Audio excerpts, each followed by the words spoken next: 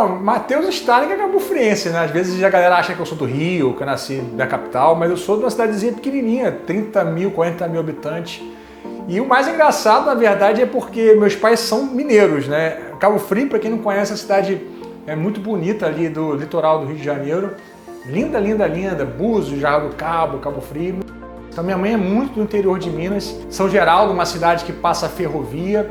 Então, assim, ela foi uma das primeiras ali da cidade a estar saindo para fazer uma faculdade na capital. Ela se formou em Direito na UFMG de Belo Horizonte, onde ela conheceu meu pai. Meus pais foram passar a lua de mel em Cabo Frio, gostaram, acharam a cidade linda, se apaixonaram, estavam recém-formados, começando a construir uma vida, né, uma família, e eles resolveram ir para Cabo Frio começar do zero, cidade muito pequena mesmo. Quando eu cresci em Cabo Frio, a gente conhecia todo mundo da cidade, ia para a escola andando, ia para a escola de bicicleta. Eu fui criado assim bem próximo da praia, então basicamente todos os esportes que eu fazia naquele início eram esportes que envolviam a praia. Então, tanto que o meu esporte número 1 mesmo é o surf. Sou horrível no futebol, a galera zoa. Quando me chamam pro futebol, eu falo, cara, me esquece aí. Ou então quando eu jogo, eu falo, não passa a bola pra mim.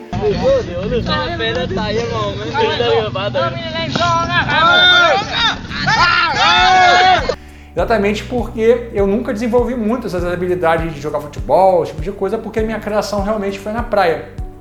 Então eu sou filho de pais advogados que começaram um escritório em Cabo Frio do zero. Se eu não me engano, foi o primeiro ou um dos primeiros escritórios da cidade. Tenho 2 irmãos, né? O Léo, que é mais velho, 2 anos mais velho do que eu. O Guilherme, que é 1 ano e pouquinho mais novo do que eu. Então eu sou aquele irmão do meio. Meus pais não tocavam nenhum instrumento. Na minha casa tinham discos, mas eu não cresci naquele ambiente super musical. Inclusive, eu ficava tirando os discos do meu pai, botando para tocar em casa. Aí tinha disco do Tom Jobim, aí tinha disco do Beatles. Mas meu pai não era aquele cara, nem minha mãe, que ficavam ouvindo música em casa. Então eu não tive esse ambiente para falar que minha primeira influência foi de um pai, de uma mãe, de um tio, né? E, em tese, não tinha cara que eu seguiria com a música. Tanto que quando realmente eu comecei a ter esse interesse, a família ficou meio espantada. Não necessariamente meus pais, mas a tio, primo, porque na família não tinha ligação com música. Cara, você vê, né? Há 2 anos atrás, 1 ano e pouco atrás, a gente estava aqui recebendo a Berklee College of Music, fazendo as audições, 150 pessoas, 200 pessoas, né? Aglomeração total, né? Aí chegou ano passado, chegou a rolar, né? Mas rolou em São Paulo, porque já estava começando a tentar esses problemas, né? Ninguém sabia muito bem o que ia acontecer, se ia perdurar ou não, mas você vê, mais de um ano aí, a situação é essa, e a gente percebe que quem não se adaptou, ou fechou, ou se adaptou, ou está se arrastando. Você está falando de se adaptar no online, se né? Se adaptar no online. Tem como estar fora, né? Cara, eu faço eu faço parte de um grupo de diretores de donos de escola do Brasil todo, né? São uma média de 90 donos de escola. E aí eu fiz uma pesquisa entre eles, né? Sobre quem foi para o online na forma EAD, né? Uma plataforma mesmo EAD, de ensino à distância, ou quem está fazendo somente o híbrido, que na verdade ele tem aula presencial e que a pessoa que não vai filma aquela aulinha ali ao vivo, dá para a pessoa. Grande maioria não foi para o online, só faz essa forma híbrida mesmo. Mas assim, as pessoas também não sabem por onde começar, né? Não sabem por onde começar. Então eu acho que, cara, você tem muito para ensinar para essas pessoas. E também tem a questão, que eu falo muito pra rapaziada, porque tem muita gente que realmente, assim, ainda não se vê 100% online. E eu falo, não precisa estar 100% aqui, no mundo todo. Quando você está online, você está pro mundo. Mas você precisa ter algum braço ali. Porque agora fica aquela insegurança, né? Por mais que a gente esteja vencendo essas etapas e tudo mais, pode ser que daqui a 6 meses, 1 ano, 1 ano e meio, venha uma coisa diferente. Por que eu comecei a me interessar por música, né? Na verdade foi muito por causa do surf. Eu via muito filme de surf, e os filmes de surf tinham muita trilha sonora de rock australiano.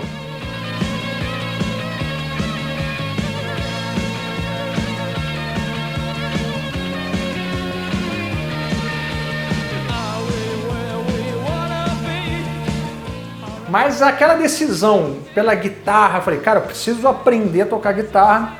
Veio, na verdade, quando eu fui na casa de um amigo meu que morava na minha rua, chamado Bruno.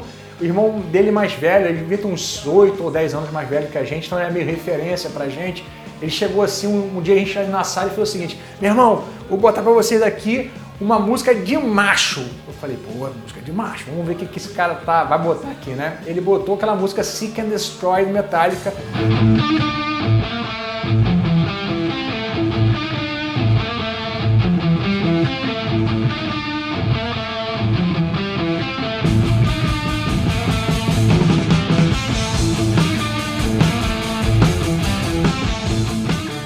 Aquele riff pesadão do início. Cara, quando eu ouvi aquilo assim, eu pensei, cara, isso é uma guitarra que parecia um tiro, né? Eu falei, preciso aprender a tocar isso.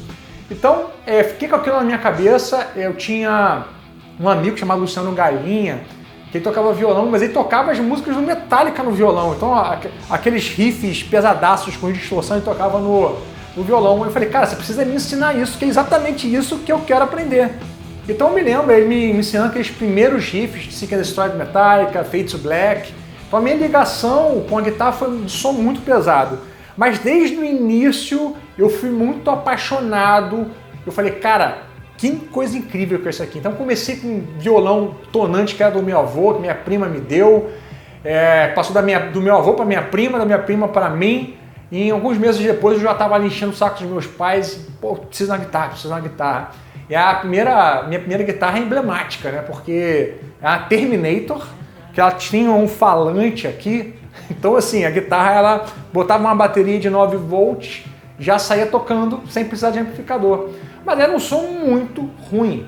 E era complicado porque, pô, toda vez que você for tocar, ligar a guitarra, usar a bateria, era muito caro. Então, além da guitarra bizarra, de ruim, de tocada dura, ainda tinha um som ruim da caixinha, eu comprei um amplificador Stanner, né? E um pouco cabeludo, com a camisa do Jump in the Fire do Metallica, que era realmente o que eu gostava naquela época, né? Então, com 13, 14 anos, eu já estava assim, praticando 4, 5 horas por dia, já estava buscando formação de bandas. Na escola, eu tocava com os colegas da minha sala, uma época que tinha muita banda na televisão, muita banda no mainstream. Então, assim, onde você olhava tinha banda e ter uma banda era algo que a galera mais jovem buscava, né? Então não era nenhuma novidade necessariamente ter banda. Então eu comecei a ter banda já com 13, 14 anos. Eu me lembro a gente ensaiando na garagem da minha casa e era engraçado porque era casa. Então a gente ensaiava, era aquela barulheira e o pessoal lá na praia, às vezes batia lá em casa pra, pô, posso ir ouvir o ensaio da banda de vocês? Assim, 600, 700 metros você ouviu o som da banda. A gente ensaiava domingo, aí vinha um cara de uma cidade, vinha outro cara de outra cidade. Então eu levava muito a sério desde o início. Nessa época aí, talvez já com 15, 16 anos, eu já comecei a realmente tocar num nível muito bom, ao ponto de que as pessoas já estavam me procurando para ter aula. Eu lembro quando eu dei minha primeira aula para um cara de Araruama, chamado Maurício. Ele era bem mais velho que eu, mas eu já estava tocando ali, né, na cidade, fazendo show, e já chamava a atenção. Então ele falou assim, Matheus, eu quero tocar essas coisas que você toca aí, cara. Você me ensina isso? Eu falei, claro. Eu lembro que eu tinha um caderno que eu ficava recortando booklets de videoaulas, revistas de guitar player americana. Se eu não me engano, na época não tinha nem brasileira ainda. Então eu ficava fazendo vários recortes, tirava xerox da revista de do livrinho da videoaula de outro guitarrista, e ficava montando a minha pasta de estudo. Naquela época meu estudo era basicamente isso, eu ficava tocando frase e eu tocava rápido, praticava, tocava as músicas do Malmsteen, do Steve Vai, ficava tentando imitar. Para mim, aquele era o meu mundo. E como eu já estava tocando muito bem, eu pensava que eu era muito bom, porque não tinha internet referência para saber que no mundo inteiro tinham caras também tocando aquelas músicas difíceis, né? Mas eu sei que com 16 anos eu já tinha minha banda de metal, eu tinha minha banda de rock, surf music, que eu era surfista, e a gente tocava em festas da galera do surf. Então a gente já ganhava nosso cachezinho, eu comecei também a acompanhar uma banda de baile ali da região. Comecei a trabalhar realmente com música ao ponto de que aquele cachezinho aí parecia até estranho, né? Bom demais para ser verdade, porque eu fazia uma coisa que eu gostava, era diversão para mim, e a galera já começava a me remunerar por aquilo. E como eu morava com os meus pais, então todo o dinheiro que eu ganhava era para mim, para poder investir em equipamento. A escola física, ela sofreu um pouco, né?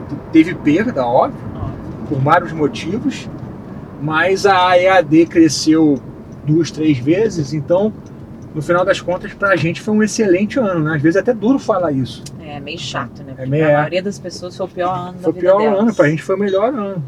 Então, assim, a gente também se viu em 2020 tendo que contratar, aumentar o time, treinar time. A gente, inclusive, teve um grande salto, né, em estrutura, treinamento de equipe, sim, em organização, né? Fala, Gil. Oi. Já tô aqui na Barra já há 2 minutos da escola. Tá bom, Gil, já tô chegando aí pra nossa reunião, tá bom? Fala pra eles me esperarem que eu já tô chegando. É a mãe do menino que quer ir pra Austrália? Sim, aqueles pais que querem enviar pra estudar na JMC. Cara, que coisa, né? Eita, acidente. Que coisa, né? Como que cresceu, né, Matheus, esse lance da gente... Do nada, a gente só preparava, né, pra enviar essa galera pro exterior, pra Berkeley, depois pra JMC. E hoje, a galera também, né? É verdade, Los Angeles. Mas hoje você vê, os pais já não querem mais pagar uma consultoria com empresas conhecidas e querem fazer consultoria com a gente também. E eu nem cobro, né, de graça. Começar a cobrar isso aí, Matheus. O povo tá pagando o quê? Uma grana pra essas consultorias e eu tô dando de graça. Acho que é por isso que tá vindo muita gente.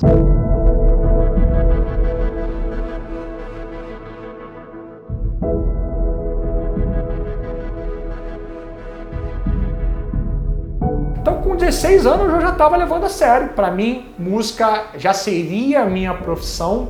Eu já estava dando aula, eu já estava fazendo show, mas eu tinha por dentro de mim um receio muito grande de viver de música. Por quê?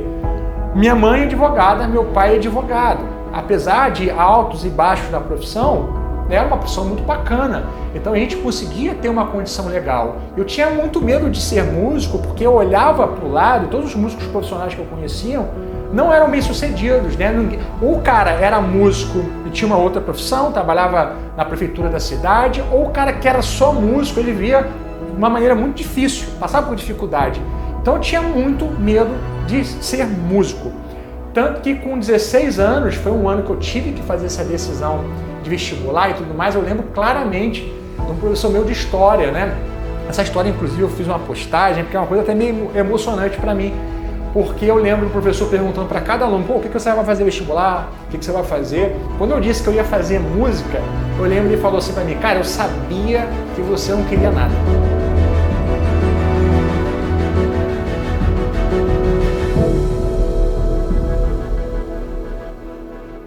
Então, assim, eu pensei que, cara, pô, música, ó, cuidado, né? Não é tão fácil, mas quando eu recebi aquele feedback de uma pessoa mais velha, realmente foi a primeira vez que eu senti ali algum tipo de discriminação com a profissão.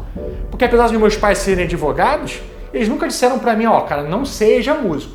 Na verdade, o tipo de pressão que eu recebi era tipo da minha mãe mais preocupada, falando, Matheus, faz um concurso, faz direito, porque depois você faz um concurso público e depois você pode comprar o equipamento que você quer, você pode gravar o teu álbum. Então eu tinha medo, né? Essa formação na minha cabeça de que, olha para o lado, os exemplos não são bons, na escola ninguém quer ser músico, quer ser médico, quer ser engenheiro, quer ser advogado. Então eu fui para o Rio de Janeiro, com 17 anos, com 16 anos eu fiz vestibular, e com 17 anos eu fui fazer faculdade de Direito.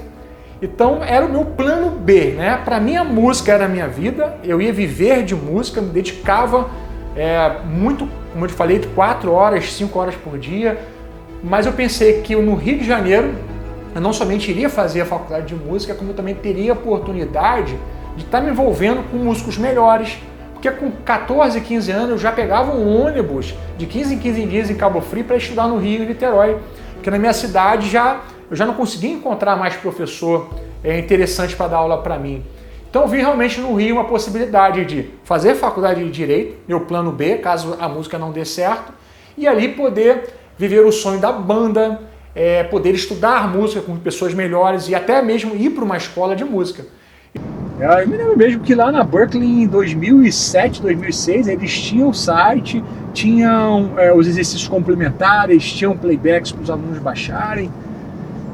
Tanto que eles não tinham uma plataforma EAD, mas eles já tinham um complemento, né, das aulas. E tanto que quando realmente bateu a pandemia para eles já estavam posicionados.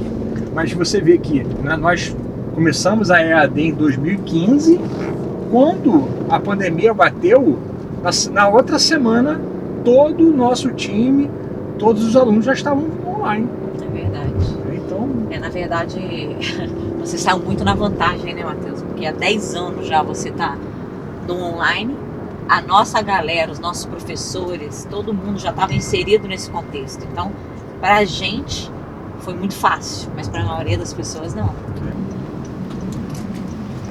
Chegando, tá? E enquanto você vai fazer suas coisas, eu vou atender essa família, depois a gente se encontra para falar mais dos assuntos do lançamento, tá bom?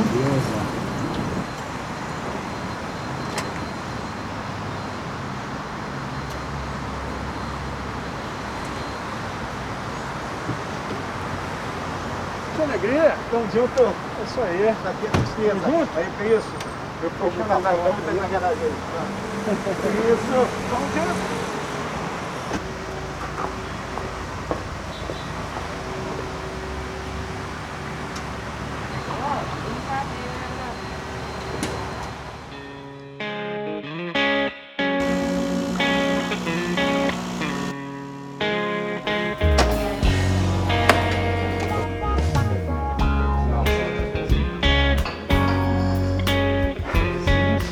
Não, você tem quantos anos? 17. Você está estudando ainda? Ah, tá indo qual escola? Escola Prata. Tem vários alunos de lá.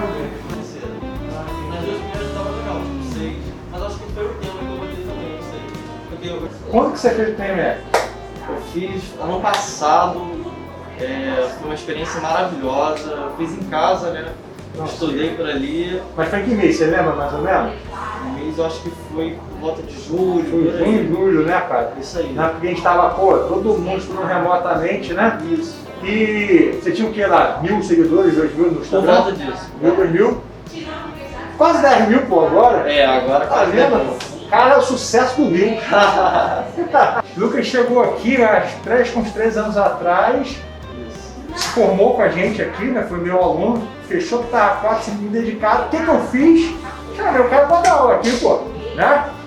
Tá dando aula que já tem mais ou menos um ano. Isso aí, né? Um pouco mais longe. Aí fez o treinamento PNE, cara, pra estar com as mídias em dia. Aí, aquele negócio, né? Nós que engrena, pega o jeito, ajuda a gente a multiplicar a nossa visão, cara, né? Tá ajudando as pessoas, tá alcançando as pessoas, modificando a vida das pessoas, porque o efeito da música na vida de cada um é um, né, cara? Mas, pô, transforma, tira cara de depressão. Pô, pandemia, cara, quantas pessoas vêm falar assim, cara, se eu não tivesse fazendo música, se eu não estivesse estudando, eu não sei o que eu estaria fazendo. Então, a primeira grande virada profissional para mim foi esse rompimento, né, de sair da casa dos meus pais com 17 anos e ir morar no Rio de Janeiro sozinho. E eu nunca mais voltei, né, a morar em Cabo Frio, morar com meus pais. Realmente ali foi o início de um rompimento na minha vida. Chegando no Rio de Janeiro, o que eu tinha, né? Tinha, obviamente, minha guitarra, tinha meu amplificador, tinha uma matrícula na faculdade de Direito. Tava ali, o que eu vou fazer aqui no Rio de Janeiro para ganhar a minha grana? Porque as bandas que eu tinha, aquelas bandas locais, porque era uma região pequena, então se você tivesse uma banda boa, que tocasse as músicas do momento, você conseguia excursionar ali pela região, pelas cidades vizinhas, e sempre tinha show de prefeitura, festa. Então quando eu cheguei no Rio de Janeiro, eu não conhecia ninguém, zero. Não tinha nenhum amigo meu, músico, nem nada. A única coisa que eu tinha naquela época era um EP, uma fita cassete, que eu gravei com 16 anos, foi o primeiro álbum instrumental meu, com minhas composições, com os meus amigos lá de Cabo Frio. Gravei no estúdio Demócrito Júnior, falecido, que também foi meu professor. Então eu tinha uma fitinha, tinha 7 músicas. O que eu fiz com aquela fita? Mandei para a única revista que naquele momento dava espaço, que era Rock Brigade. Eu lembro que saiu um review super bacana das minhas músicas, do som instrumental. E era engraçado porque eu gravei a fita cassete, E eu simplesmente peguei a fita, escrevi Matheus Starling, botei dentro, mandei pro correio. O cara falou assim, muito legal, cara, pô, menino de 16 anos, toca muito bem, tal, só precisa fazer a capinha na fita cassete, porque eu simplesmente peguei a fita cassete do jeito que tava e só escrevi o Matheus Starling, não tinha nome do álbum, não tinha os nomes dos músicos, não tinha os nomes das músicas, mas eu cheguei no Rio só com aquela fitinha. Então eu comecei a fazer a faculdade, eu lembro que era faculdade à noite, inclusive meu sonho era estudar à noite, né, porque eu sempre tive muita batalha com acordar cedo, aquela época de escola, eu ficava estudando música até mais tarde, ouvindo música, e eu fui fazer faculdade de noite. Então, o que eu fazia no resto do dia? Eu praticava meu instrumento e eu comecei a dar aula, porque eu não conhecia ninguém. Então, eu não tinha banda nesse momento. Eu acredito que eu fiquei talvez uns 2 anos sem tocar com banda, ali talvez até meus 18, 19 anos no Rio de Janeiro. Então essa época era engraçado, porque começou ali a internet, né, já estava começando a ter algumas coisas, e eu pegava e fazia anúncios em casa, no computador, no Word, aula de guitarra, tal, e eu imprimia e colava nos postes da minha rua, nos postes das ruas paralelas, colocava esse mesmo panfletão em loja de CD, onde me permitiam colocar, eu chegava na cara de pau, perguntava, o pessoal deixava, eu botava. Eu lembro que depois de um mês fazendo isso, já com uns alunos legais, o pessoal da prefeitura me ligou. Você que é o Matheus Starling? Eu mesmo, olha só, você está colando panfletos nos postes, a gente vai, arranca, você cola de novo.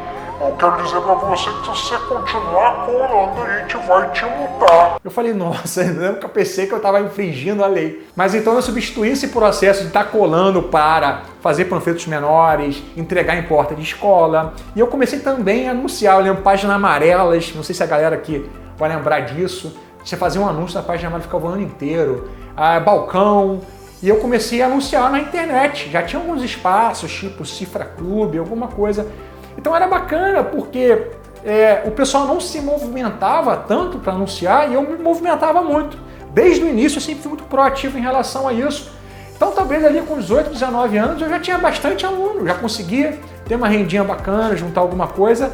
E eu lembro ali que meus 19 anos mais ou menos eu comecei a fazer aula numa escola de música, comecei a estudar harmonia, percepção, eu não sabia ler partitura nem nada disso. Foi mais ou menos com essa idade ali, talvez 19, 20 anos que eu comecei a realmente buscar uma coisa um pouco mais formal com a música. E foi nesse momento que eu conheci o Márcio Galeazzi, o Alexandre Teles, o Mauro também, e eu lembro que a gente formou a nossa banda. No início ainda não tinha nome nem nada.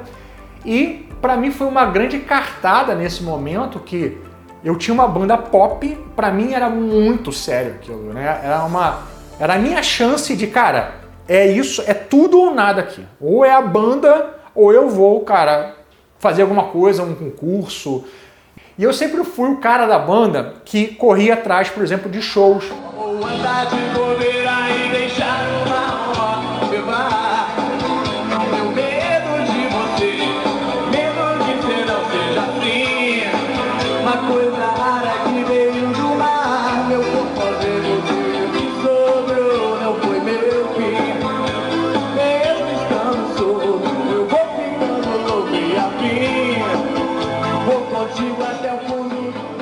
Eu era o cara que fazia o release, o cara que fazia o brief, que mandava o e-mail para a rádio, que mandava o e-mail para casa de show, escrevia as bandas em concursos que tinham, festivais pelo Brasil, a gente tocava em vários lugares. E faz clipe. Não pinta o cabelo de louro, loura não põe lente azul no olho.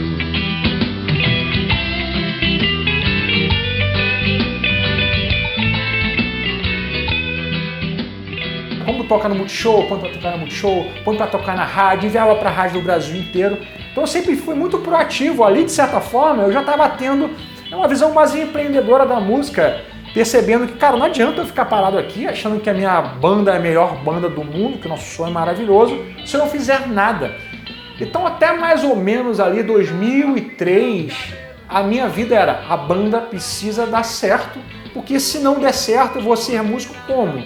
Não me via vivendo como professor de música. Para mim aquilo, apesar de eu gostar, era uma maneira de fazer uma rendinha rápida, era uma maneira de eu bancar meus estudos em escola, fazer ela com professores mais consagrados, mas eu realmente vi, a minha expectativa era que a banda desse certo. Exagera na amplitude pra não ficar grilada e depois querer fazer limpo naquela localizada. Morena não pinta o cabelo de louro, loura não põe lente azul no olho.